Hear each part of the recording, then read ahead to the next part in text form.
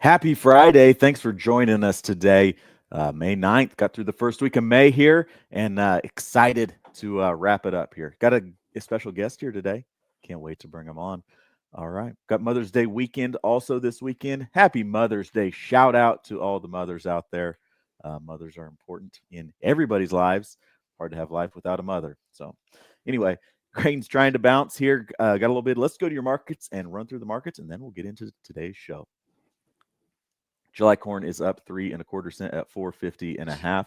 July beans are up 7.25 at 10.52 1/4. Nove beans up 4.25 cents at 10.29 1/4. Soy oil relatively unchanged, 48.48. Soy meal is 60 cents firmer at 295.30. Chicago wheat is down 4 cents at 525 1/4. July KC wheat is down 4 cents as well at 520 3/4. Looking over your cotton market, cotton trying 68.88 up 0.13. And then over in your meat markets, we got firmer in the front and leaking a little weaker in the back on your feeder cattle. May feeders are 42.5 cents firmer at 297.90. August 301,375. We crossed over the $300 threshold yesterday, and we're hanging on to it today. September's down 0.100 at 315. Live cattle markets, we got fat cattle up 0.50 at 214.75 on your June contract. Over in the hog market, leaking a little bit weaker on your hogs. May hogs down 200 points at 90.45. Crude oil is 63 points firmer at $60.54 a barrel. Diesel is a penny and a half firmer at 205.55. Nat gas is 19 cents higher at 378. The Dow is 75 points firmer at 41,546. The S&P 21 points firmer at 5,705. NASDAQ 112 points firmer at 20,263. That's kind of a snapshot of your markets. Gold's a little firmer, silver's a little firmer, and the dollar is giving back 325 points at 100.165. So, snapshot of where your market's at. Grain's trying to do something, bouncing after corn putting in lower lows yesterday. But yeah, that cattle market though, something's hot, hot, hot, and crossing over $300 yesterday. Fantastic, good to see. But before we dive into our special guest, I want to run through a couple things with you, and then we'll bring in Dr. Cruz to talk about South America. But we had a couple flash sales out this morning, more flash sales, 288,000 metric tons of corn to Mexico, 120,000 tons of soybeans to Pakistan. That's great to see these flash sales every morning. Pakistan back to back here, so good to see them coming in, getting some beans bought. But the big headline yesterday, before we talk about South America, is $300 feeder cattle. Had that trade yesterday. It has been done fantastic. We had new contract highs across the board yesterday for live cattle and feeder cattle. Cash trade out there crept higher once again, 219, 220 in the south. Seeing those bids jump for cash cattle. We had early trade in the week this week, so that was a good indication of better things to come here this week. Fantastic to see. The choice cutout also gained yesterday, traded up to it's $4.72 higher than it was a week ago. $1.74 better than the day prior, trading up to $347.89 yesterday. So good to see choice cutout on a nice run there. Yeah, been taking a lot of phone calls on LRP stuff. Going to talk that real quick before we bring in our special guest. I wanted to show a snapshot of feeder cattle LRP enrollment here over the course of time. So head covered, interesting data from the RMA here, but 5.2 million head covered in feeder cattle LRP enrollment for the 25 crop year. That's up from 4.6 a year ago. And you can just see in 2022, we were at 2 million head, and just how much that program has really grown over the last few years. I think that's important to highlight. A popular program gaining traction. If you don't know about LRP, you need to talk to us. It's there's great opportunities out there. If you're interested, if you're new to managing risk, record prices is a great time to start managing risk. So if there's a time to manage risk, it's when the market is trading at record prices. So we'll at ATI, CIH, we're in the education business as well as the execution business, helping you with LRP, futures, and options, setting the right expectations, teaching you how those products work, and helping get you protected and covered, and know what you're actually protecting and how those products settle. So, also got a strategy to help you manage a moving market and position for future market volatility ahead. So, if you want to talk to us about LRP or futures options in the cattle markets, now's a great time to call. All right. Got the special guest here. Let's bring him into the show. Let's talk to Dr. Cesar Cruz. Thanks for joining us today again, Dr. Cruz. How are I'm happy to be here, back here. Yeah, yeah. Good. We're gonna have a busy week next week, starting with Mother's Day, as you mentioned, right? Happy Mother's Day to my mom in Brazil, my wife here, your mom, everybody's. you? They're very important to us. And right after that, we have the WASDE on Monday, and we have CONAB on Thursday, the 15th. So it's going to be a busy week for us. I think we should maybe cover what is to expect in South America. Definitely, Yeah, definitely. Yeah, a lot of moving pieces there. Let's dive into South America stuff here. I'll pull in your great. first graphic. Mhm. Here we go. Put that in the show there. Let's blast it up there. Head. Great. Yeah. So this is a survey that Bloomberg and there are other agencies that have similar surveys, and they survey like several analysts, and they give their opinions about several attributes. This is for South America production for corn and beans, Brazil and Argentina. So you're going to see the average estimates estimating 50 million metric tons for corn production in Argentina. It was 50 back in April. 49 little change compared to April for beans. For Brazil, it's slightly increased to 127. I'm just rounding up those numbers to make things easier for us versus 126 in April. Is slightly changed for beans in Brazil, 169.4 versus 169 last month. You see that the range is kind of wide, relatively wide for Brazilian corn. For beans, not as much. Beans are harvested in Brazil, but corn, there's a big problem. Not problem. Expectation with corn because the second corn crop is still growing, right? So you're going to see the progress later in a slide. But the next slide also shows something interesting. Here in ATI, we follow several consulting firms, local consulting firms in Brazil and Argentina, to see how those firms are changing their numbers, the expectations about beans and corn production in both countries. There's a lot of numbers here, I know that, but on the very top, I wrote the average for each column. For Argentina, it's kind of similar to what we saw before. There's a 126.4 for Brazilian corn. USDA is 126. 49 for both corn and beans in Argentina, and 169 for Brazilian beans. That's the number that we have from the WASDE. What is interesting here, Brady, is that I think since the last week, I've been seeing more talks, more agencies giving numbers relatively high for corn in Brazil. I've seen actually three. I didn't list one there from yesterday. I apologize for that. Above 135 million metric tons. That wouldn't be a record. A record was last year 137, according to the USDA. But 135 is decently high. So maybe not, I'm not expecting a lot of change. The USDA is usually conservative. And I think there is no reason for them to start moving their numbers up now. But going forward, it can maybe expect higher production projections from the USDA in Brazil if weather permits. Mm-hmm. There is an interesting fact about Brazil we're going to cover soon about the dry season that has already started in the country. Mm-hmm. Yeah, I don't want to jump to that, but it's just on the tip of my tongue, and I'm waiting to talk about Go that ahead. with you. It's hard to keep that, right? It is, yeah. So grain bowls need a story, and that to me is one of the stories that a person hopes for. Is, hey, there's a problem in South America. The dry season has started earlier. Mm-hmm. How worried are you right now about that dry season starting in South America on that safrinha corn crop? Not much, not much. My personal projections is 128, 129. I have a higher bias going forward.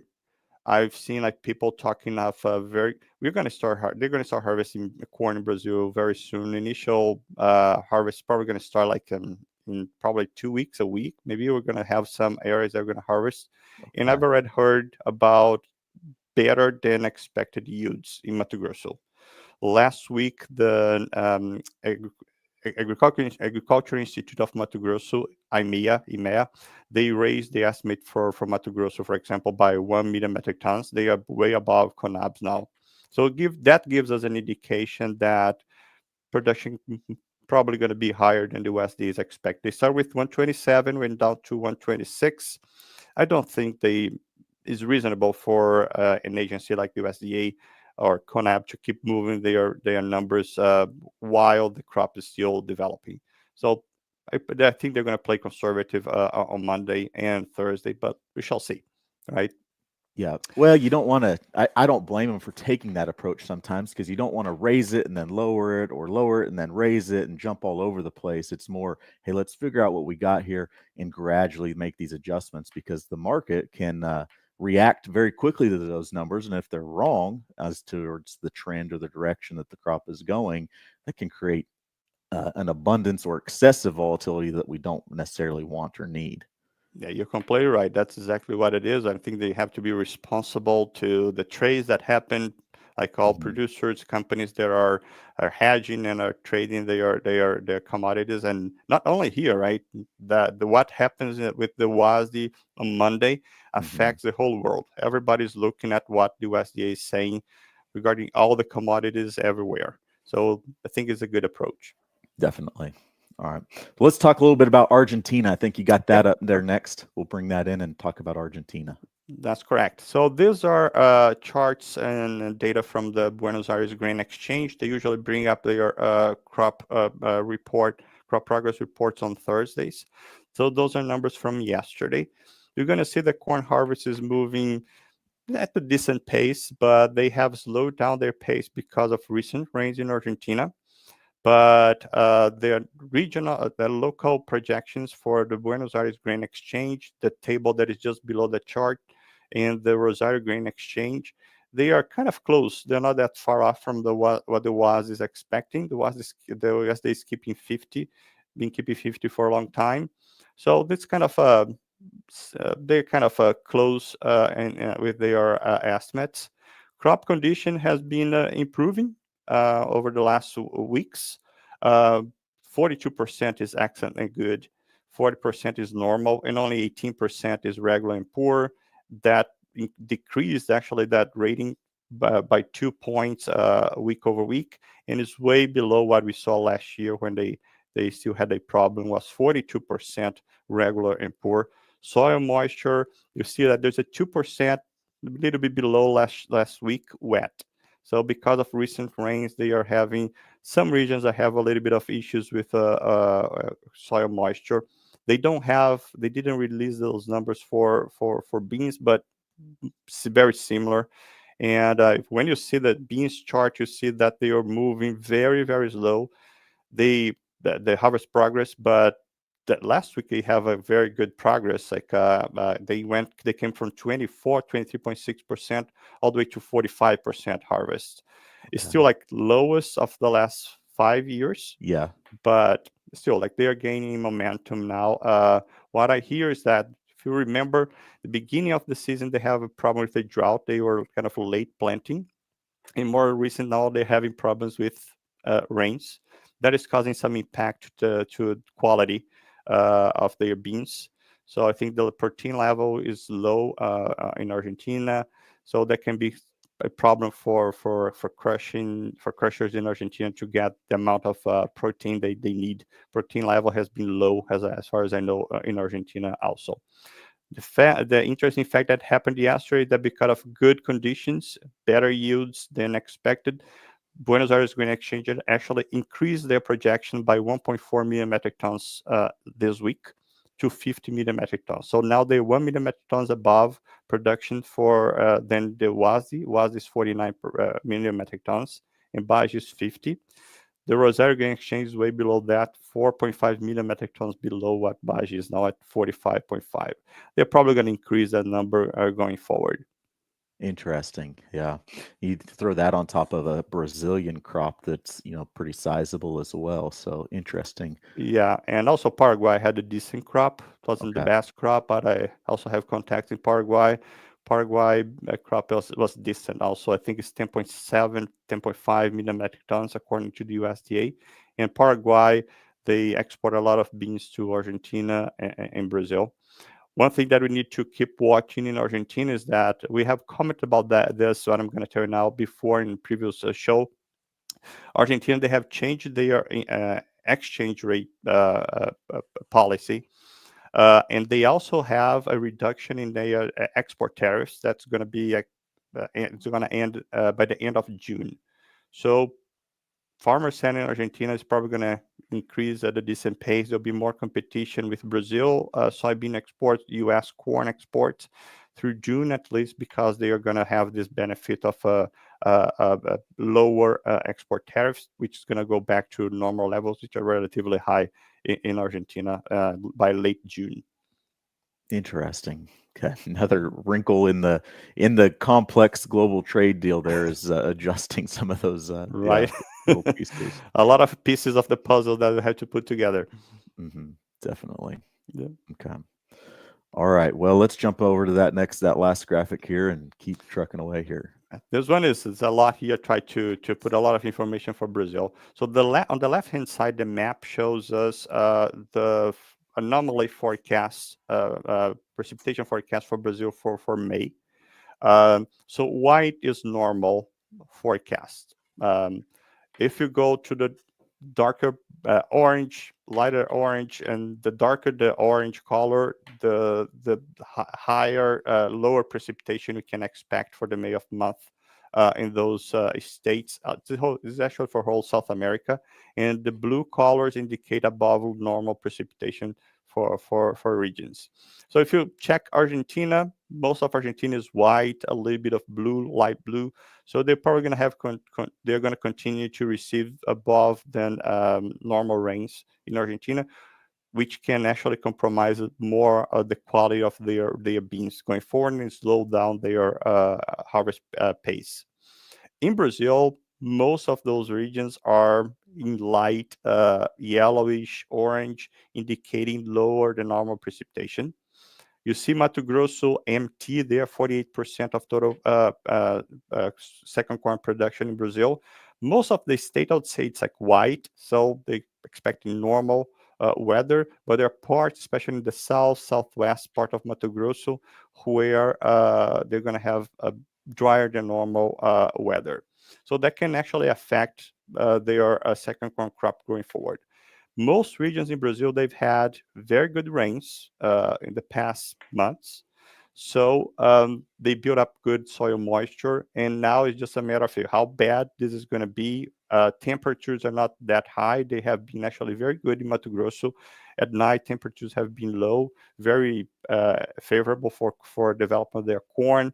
Right now, for Brazil, they have 44% of corn silking, 44% of corn maturing. So 88% has already gone through most of the critical stages. They still have 11% on vegetative state. That's going to be more for us to watch out going forward, what can happen with the 10% of total production in Brazil. But I can expect a good development for corn in Brazil going forward, unless something changed dramatically. Conditions look fine so far. Okay. Do you have a question? Sorry. No, I'm glad you walked through that map there. My eyes get crossed sometimes when I look at the map of Brazil, figuring out which state is Mato Grosso, and the MS and the Geo, is that Goiás and Mato Grosso do Sul? Is that Yes, those other sorry. I two? just put it there. It didn't help much, right? I just mentioned Mato Grosso. So MT is Mato Grosso. Uh-huh. MS is South Mato Grosso. There's a different state. Mato Grosso do Sul. Sul Okay. is the S. GO Okay. is Goiás. MG is Minas Gerais, my home state. Okay. São Paulo, SMP, and PR, Paraná State. Okay. So we got some rain where we don't necessarily need it in Argentina as they're getting that crop out, and then we need a little more. We'd like a little more moisture on that safrinha corn, but we're not quite getting it here. But as you say, most of that crop is on the tail end of development, so maybe maybe we're going to get to the home stretch safe in just the nick of time. Yeah, correct. We're gonna keep watching like Mato Grosso and Paraná states where they have more risk. They like if combined they're close to 25, 26% of total second corn production in Brazil. They're important states, right? Yep. So those are states to watch going forward. Okay. Yeah. So you see on the top right side of the top chart that I have, the bar chart, it shows exports, corn exports in Brazil. Just got the numbers for the May of April early this week. They are below the previous, the average, I would say, for April, better than last year. But if you compare, especially, it's hard not to compare to 22, 23, when Brazil had very good exports, when China bought a lot of corn from Brazil. Um, Still, like Brazil doesn't export a lot of corn during the first semester of the calendar year because that's when they use most of the first corn crop that was harvested earlier that year, and they export the second corn crop. So more competition to U.S. Exports are going to come June, August. August is usually the peak of exports for Brazil. So we still have probably 2 more months of good, probably better exports for the U.S. before we start competing directly to Brazil's second corn exports. Especially if they have a better crop than you expect now. You saw before that there are agencies in Brazil that are already expecting 135 plus Mm-hmm. production. USDA is 120 at 126. It's a big difference, right? But when you compare the lower chart, the chart on the bottom on the right hand side, there you're going to see it's kind of small. I apologize for that, but the orange bars show exports. You see that Okay. exports have been increasing in Brazil over the years. Mm-hmm. Since 11, 12, exports were at 24 million metric tons. USDA is expecting 44 million metric tons for the 24-25 market year. And back in 22, 23, it was 54. So more than doubled in 11 years. Wow. It's huge what they did. But it's not only exports. You see the green bars. Yes. They are showing feed consumption in Brazil. Okay. So just to compare here, we're going to take 21-22. They had 59 million metric tons of domestic consumption for feed use. Now 64.5. So because they have been exporting more animal protein like beef, poultry, and pork, they've been feeding those animals. There is more domestic consumption also for animal protein, and they're using more corn. They're using more soybean meal to feed those animals. And the top bars, the light blue bars, they show industrial consumption. That's very interesting. So if you go back to, again, 21, 22, they had 12 million metric tons for feed industrial use, ethanol production from corn. Again, most of the ethanol production in Brazil comes from sugarcane. But look, that number almost expected to double in 24, 25. It was 12 in 21, 22, is expected to be 23.5 in 24, 25. And I think there's a little bit conservative. I've been talking to people, that number can be as high now, has 25 maybe for 24, 25. So they're going to more than double, possibly more than double that number in less than 5 years. So there's competition with exports for domestic consumption in Brazil. So very unlikely they're going to see Brazil exporting those 54 million metric tons again anytime soon, mainly because the domestic consumption has been very hot in Brazil for both feed use and industrial consumption. Interesting stuff, Dr. Cruz. That's fantastic. The ethanol story is, very relevant, I think, of increased ethanol, corn-based ethanol in South America, in Brazil, seeing that change over the last 5-10 years. And then I think we just had some recent stories about it potentially changing some more and expanding over the next 5 to 10 years, seeing some more of that. So, and then just the slope of growth in production in Brazil corn there, of bottom left to top right, they continue to produce more bushels, grow more, and become a bigger piece of the global export supply chain out there. So correct. Yep. Then That's right. you hit the nail on the head too. Another key point that American farmers need to pay attention to is that crop is going to hit the export channels July, August, September. We're going to know a lot about the US crop, and we're going to know a lot about the South America Brazil crop in that time frame. And you don't want to be looking in the rearview mirror in July and August, September saying, boy, howdy, I didn't see that coming. Woulda, coulda, Right. shoulda in Hmm. April, May, and June. So That's right. Yep. great stuff, Dr. Cruz. Got some comments over here. I'm going to roll through them, but you got any closing thoughts on South America as we kind of wrap up that here and move into some of these comments? And I think I'm going back to what I said before. I'm not expecting big changes. South America, maybe for Argentina, there'll be some changes. I'm not expecting the USDA to go crazy and increase Brazilian corn production estimates on Monday. Again, I think they usually play very conservative because of the impact that the report can has on the market. But going forward, I think we have a strong bias to expect better, higher production in Brazil. This 126 probably the lowest number we're going to see in the season, and let's see how high that's going to get in the coming months. Okay. All right. Good stuff. Well, let's jump into a couple comments here. Got one right out of the gate for you that I want to go to. I can't wait to get this one. This is from Justin Ader. You know Justin, Dr. Cruz. Oh, yep.